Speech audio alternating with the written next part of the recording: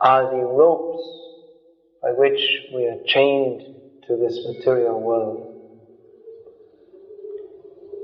This material world, one name is Maithunaga.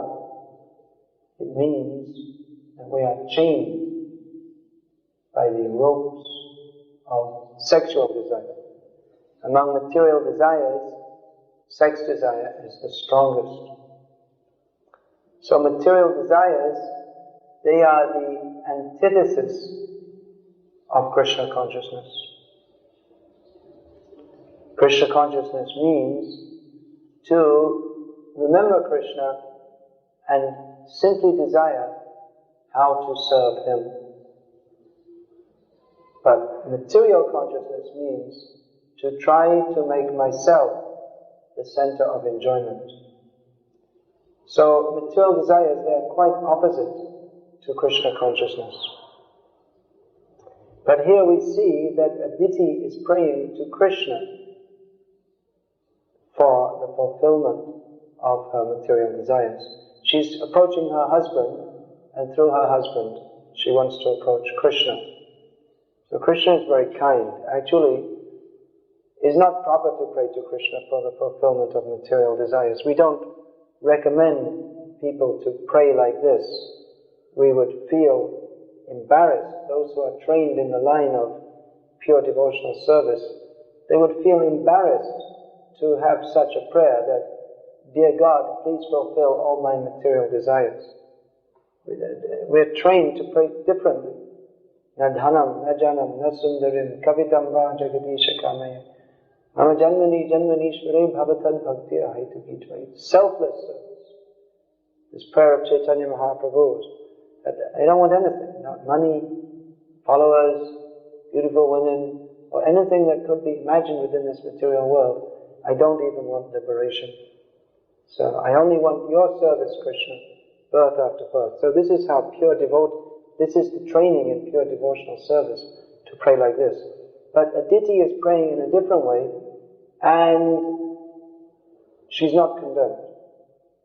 She's not condemned means it's not very praiseworthy, but at the same time it said that a pious person can pray like this if he wants something. Here we find that Aditi, she was in the category Artha, means one who is distressed. She is one of the four categories of people who approach Krishna for fulfillment of material desires. It's very common, people go to God, that, "My dear God, I have such pain due to some disease, please relieve this." Or, "My children are not behaving properly, please influence them to behave properly." So this is for fulfillment of material desire, approaching Krishna. And that is not condemned, because anyone who takes to Krishna consciousness, they can gradually become purified.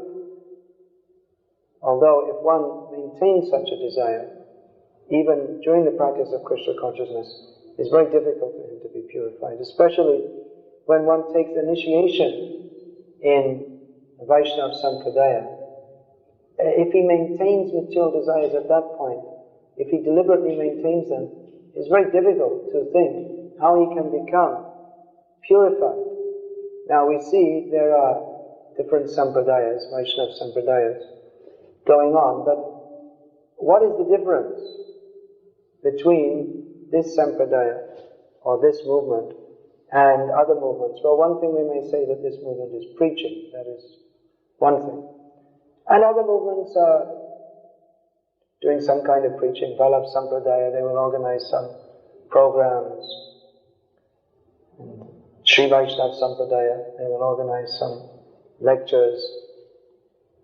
But one important difference is that we are preaching Sarvadhaman Parityaja Mamekam Sharanam Vraja, preaching and practically pushing for that, for freedom, become free from material desires. That's why we find in our movement that someone does something and he becomes the object of some criticism or scorn. We may think, well, that's not such a very bad thing. Of course, there is a lot of criticism in our movement, and a lot of it is excessive or misdirected or whatever. But there is some social pressure within our movement to become a pure devotee. There's social pressure in any group of people. You see, if you go, my godbrother was just telling me the other day that just before he joined this movement, actually what happened, he was with a group of friends at university, and they were all going to take some kind of drugs for the first time, some injections. So they were pressing him. You must do also social pressure. You must also put some needle in your arm. So he resisted, and that very night he got one book about Krishna, and that changed his life. But anyway, he was telling me it was so difficult to resist the pressure. In any group of people, there is some social pressure. I remember when I was at school, it was what you might call not a very high class school, that there was social pressure not to study, not to cooperate with the teachers, to be rude to the teachers. It was considered prestigious. If someone punched a teacher in the face, that would be considered very prestigious. If someone was a troublemaker, that was considered pretty. See the kind of background I'm coming from. Catholic school, Irish. So the social pressure was there. Don't be good. Be bad. Be nasty. Be mean. So different kinds of social pressure are there in any group, in a company. Social pressure is there. Get ahead. Work hard. Lick the boss's backside so you can get promotion. Then when you get promotion, you get up above him and kick him in the head. So different kind of social pressure is there. So in our movement, there's also social pressure to become a pure devotee.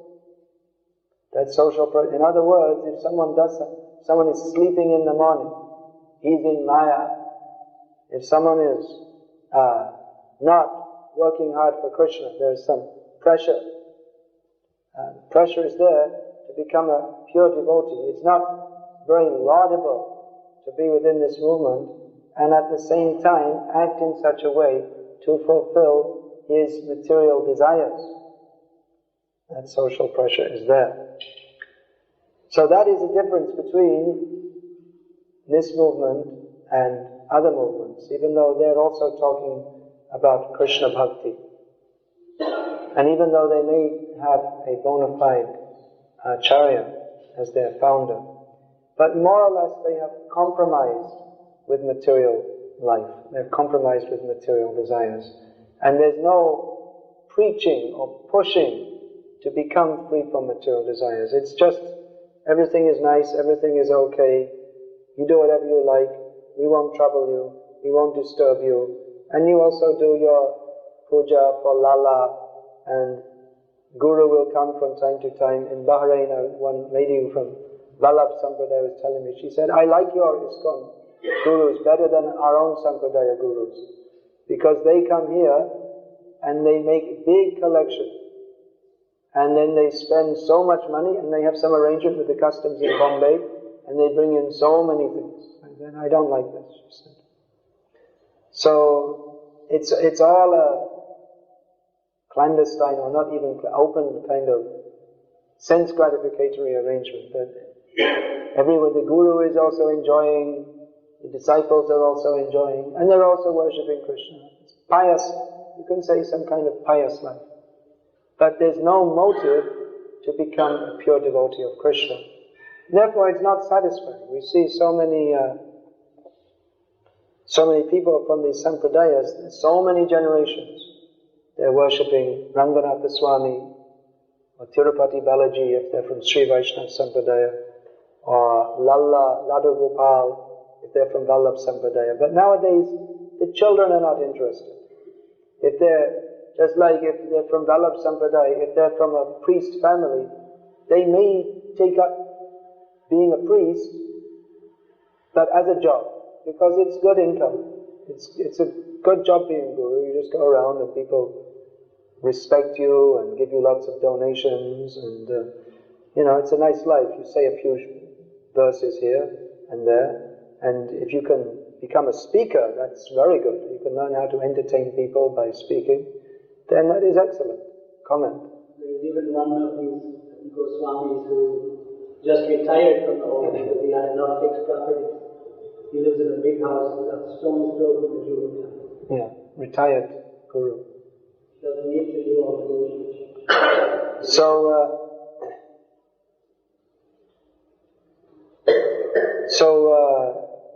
in our movement, this spirit has to be kept alive of pure devotional service. Otherwise, it will all become rubbish, just rubbish. There are already so many temples in India. There's no need to build more temples. Sometimes people say, oh, why are you distributing these books? There's so many books. Or they say, I already have so many books. What need is there? I have so many books in my home. Religious books. But the difference is that these books are pushing towards pure devotional service. Actually, a point I made, I was interrupted in the middle, that the young people in these traditional sampradayas, even though for many generations their families have been worshipping the Lord and keeping that spirit alive, now they're mostly not interested. They may take up being a priest as a job because it's a good income, but otherwise they're not interested. And many of them are coming, the young people who they couldn't get any spiritual life from their parents or the sampradaya they were brought up in. But then when they follow modern life, they become frustrated, because that is the nature of modern materialistic life, especially those who are coming from a pious background. They very quickly become tired, fed up, frustrated at this materialistic way of life. So we see that many people from Vaishnava sampradayas, and even from smarta backgrounds, they're coming to join this movement because they find there's some life, there's some juice in there, there's something which satisfies, which they could not find in their own sampradaya. Even Prabhupada many times used to quote, he was very happily quoted that he met one priest on the airplane in America, who said to him that, how is it that so many people, young boys and girls from America, are joining you? He said, before we were trying to make them interested in God, but they did not care to come to our church. But now, so many, they're coming to you, they're mad after God. But we could not awaken their interest. So of course Prabhupada had some strong things to say, that why should they come to you? You're not giving them God, you're not following. So how can you expect that they will come? You're not giving them what they wanted. In the name of God, you simply have some rituals and that's all. And you're not even following the instructions that Lord Jesus gave you, thou shalt not kill. Nowadays in our movement, we have a lot of interfaith meetings in which the devotees meet with Christians and Jews, and they discuss, your religion is very nice, and they say, oh yes, you are very nice also.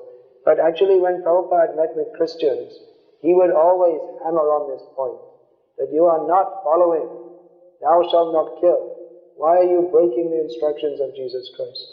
And sometimes the Christians would say, well, all right, but let's go on to some higher subject. And Prabhupada would say, there's no question of any higher subject. First you take up this point, thou shalt not kill. You stop killing the animals in the thousands and millions. Otherwise there's no question of discussion anymore. As one of our devotees, they were talking with a Jewish rabbi, these Orthodox Jews, they have long beards. So he said, you cannot discuss love of God with blood in your beard. So he was quite strong, but that's the point. So, this movement is meant for giving the vastavik vastu, the real thing. The real thing means reality distinguished from illusion for the benefit of all. Vedyam Vastavam Atra Vastu Shivadam Tapatrayangulanam. That is described in the Srimad Bhagavatam. It is the real thing within the Vedas. Within the Vedas there are so many illusory paths. Pushpitam Vacha, the flowery words. Karma Kanda. Do this ritual and you can be elevated to the heavenly planets. That is not the purpose of the Vedas. The purpose of the Vedas is to bring people to Krishna. Vedaischa sarva aham eva vedyaha.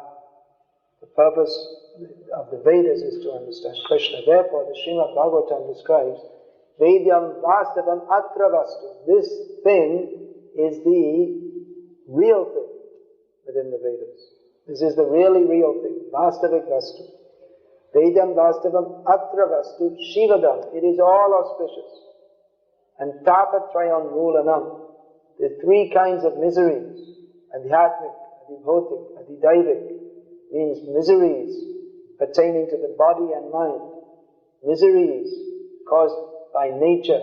And miseries caused by other living beings. It uproots them from the very root. We try to solve our problems in different ways, but the problems come back.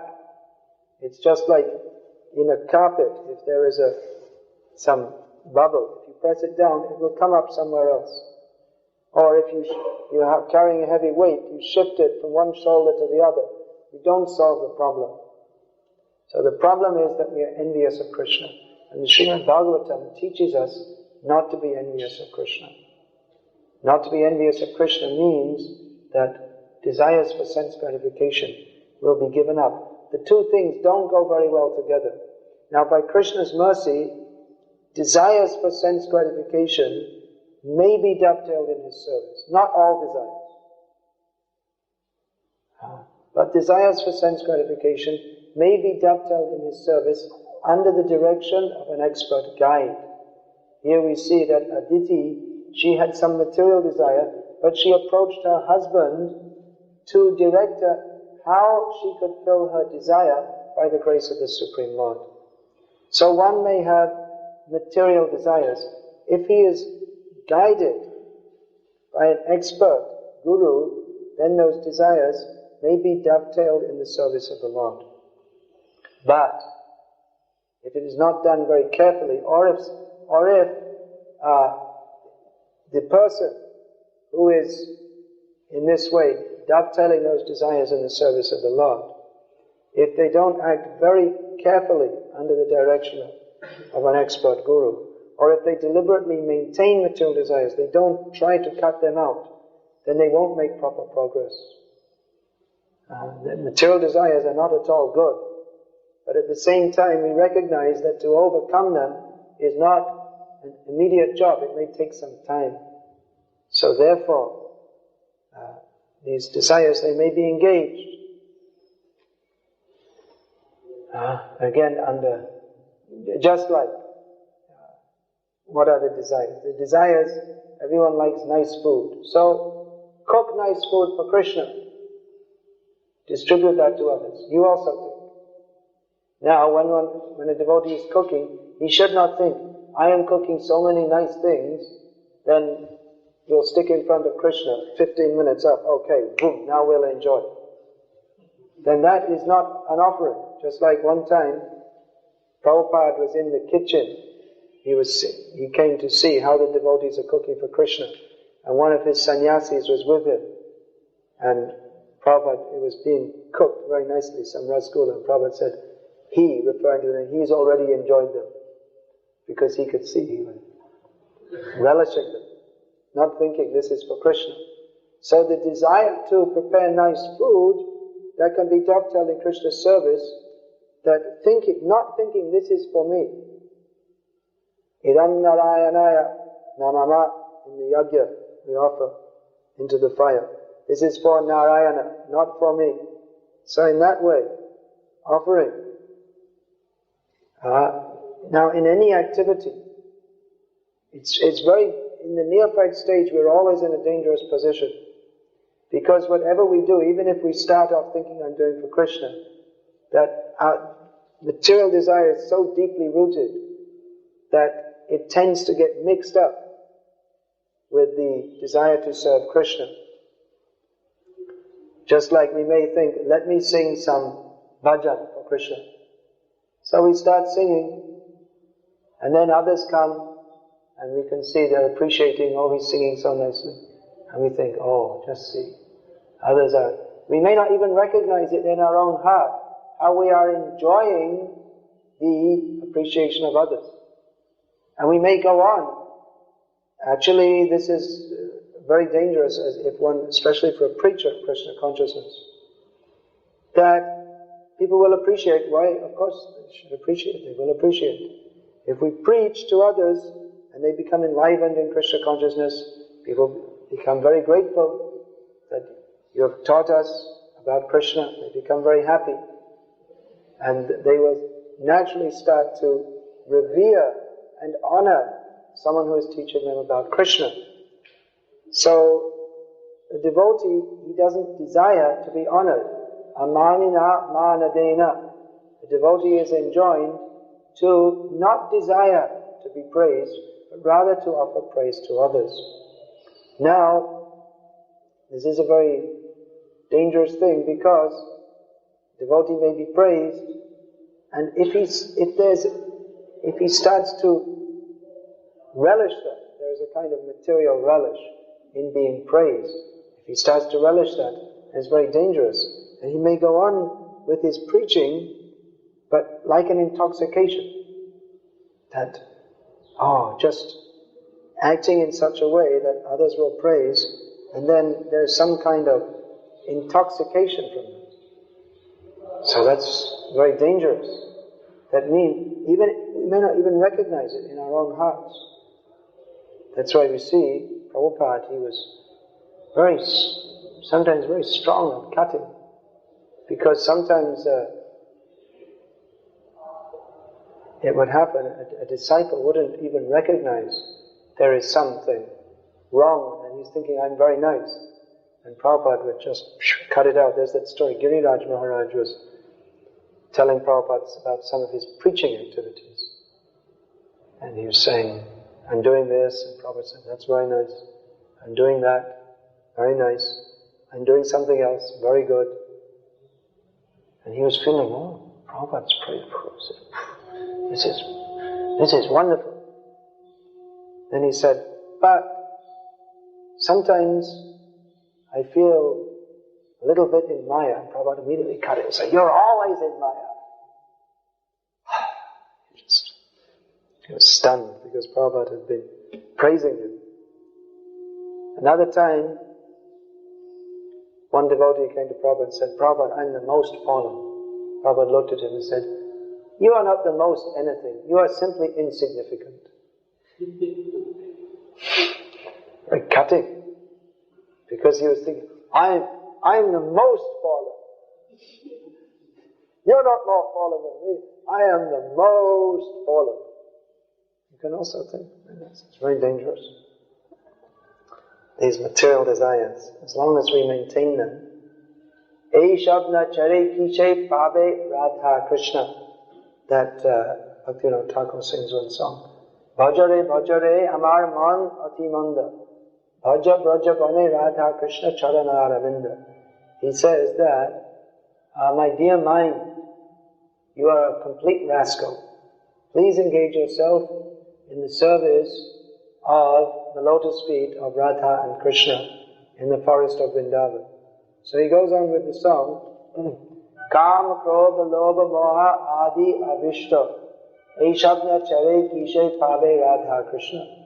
It's a rhetorical question. He says that I'm simply absorbed in lust, anger, greed, illusion, etc. Then how is it possible that we can attain to Radha and Krishna? How is it possible? Good question. It is not possible.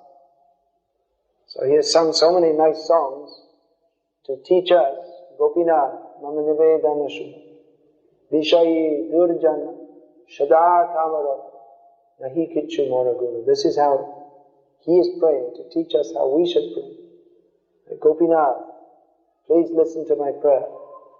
I am a rascal, absorbed in sense gratification. My heart is full of lust. There is not even the slightest good quality in me. So this is the mood of a devotee.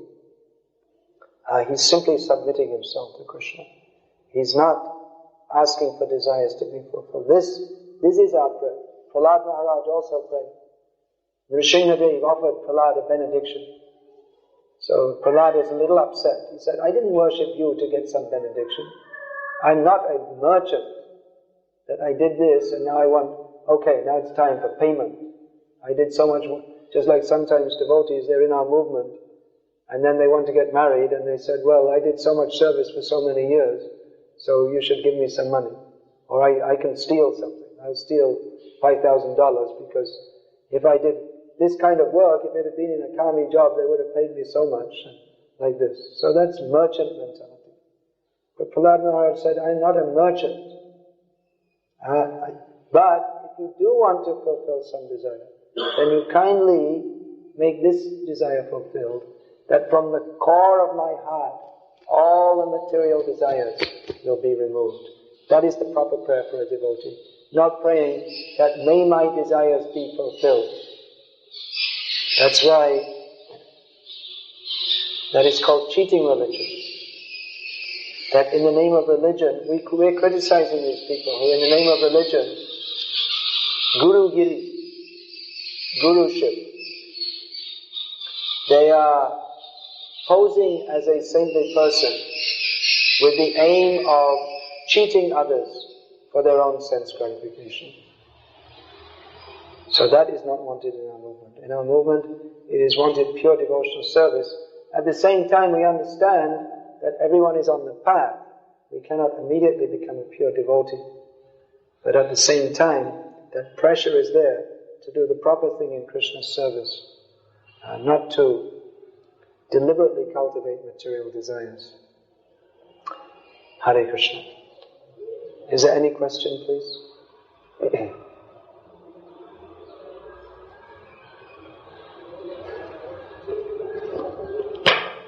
Hare Krishna. Srimad Bhagavatam ki jai.